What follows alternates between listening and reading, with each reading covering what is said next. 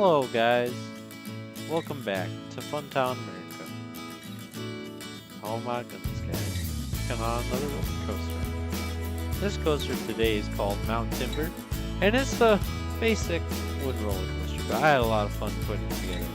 Now, when I like to build wood roller coasters, I keep in mind a lot of building techniques that I learned from Silverette's Coaster College video actually on wood roller coasters. I like to have really tight hills at the tops of the hills and really long drops because I feel like that makes a realistic roller coaster and a very fun roller coaster to ride. Now usually I'll start with a bunch of long hills and then a turnaround at the end, but I decided to spice things up and have a turnaround right away so that I could have a little bit more looping back and forth so that this coaster is less of an out and back twisted coaster and more of a twisted coaster. Although it ends up kind of just being like a out and back coaster that's bent in on itself. Now, after I completed this hill, I had to go back and redo it because I started realizing that I had some really shallow hills with not a lot of speed at the end.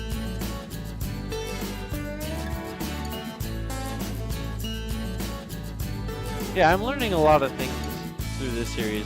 I'm learning a lot about actually making better roller coasters because I've started paying more attention to the ratings and like the actual speed, and I've ended up making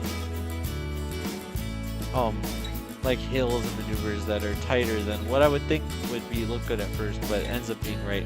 Now, part of the problem I'm realizing is that the Planet Coaster Builder just kind of sucks at tight maneuvers. Whenever you go through a tight inversion or a hill or something, the coaster like really, I don't know, it doesn't like it. If you go into the POV camera, it like lurches all around and everything. It's just not fun. I'm hoping that we could get Sea Planet Coaster 2. I don't know. I don't know if I should even open that can of worms in the series at all, but I'd definitely be looking forward to it. Yeah, because I like playing this game a lot more than No Limits 2. Like, it's a way more of friendly for me coaster editor to use, but it's still kind of odd sometimes to use, and it's not very smooth with the final result. Yeah, now this coaster, as you can see, we're about to finish it already. Yeah, it really did not take a long time, which is why I was able to build a mostly finished station by the end of this video.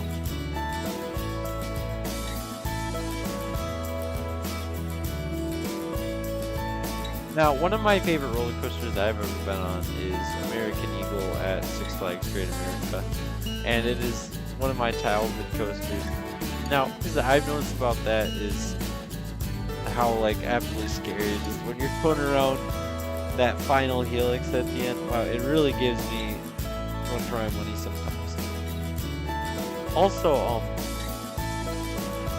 Viper is the other wooden roller coaster at Great America, Six Flags Great America, and it has got to have some of the most interesting pacing that I've ever been on because I rode it at night once and it had been running during the day, and man, that thing really cooked. I thought it was going way faster than I thought it would be around those corners.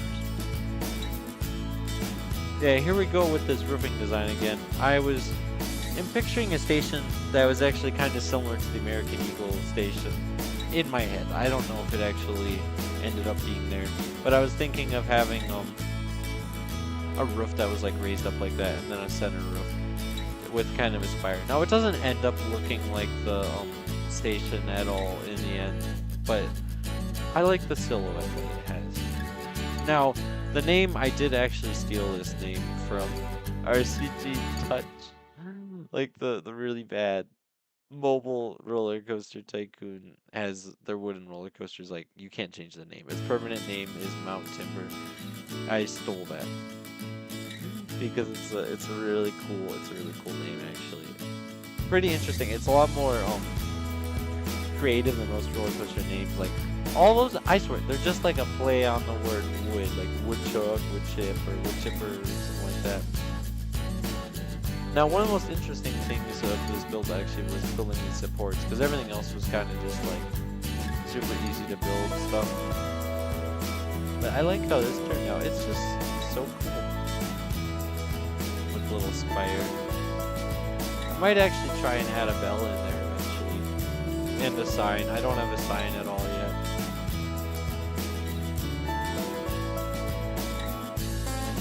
Yeah, it's looking pretty cool.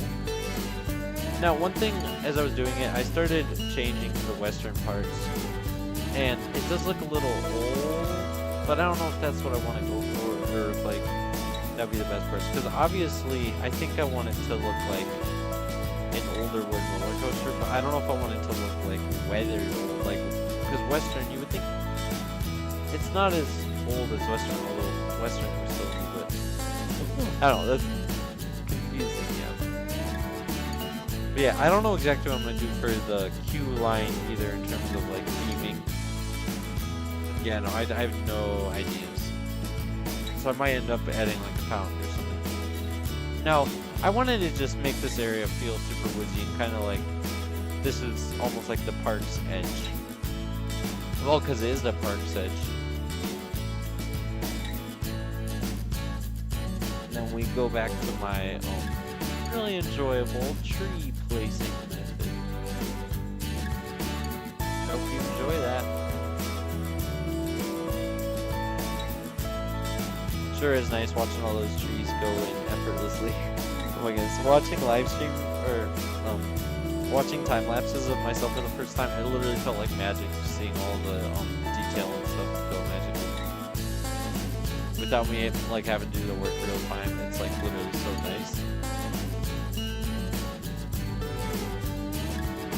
Now here's the POV of the ride. I hope you guys enjoy. Like and subscribe and look forward for the next video. See ya.